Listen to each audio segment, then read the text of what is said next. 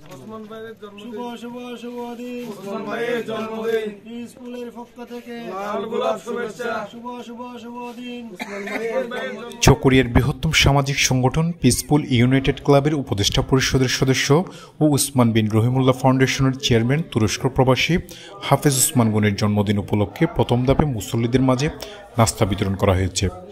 13 December শুক্রবার জুমার নামাজ পরবর্তী মুসল্লিদের মাঝে নাস্তা বিতরণ শেষে সাধারণ মানুষকে সঙ্গে নিয়ে কেক কেটে আনন্দঘন মুহূর্তে এই কর্মসূচি সম্পন্ন হয়।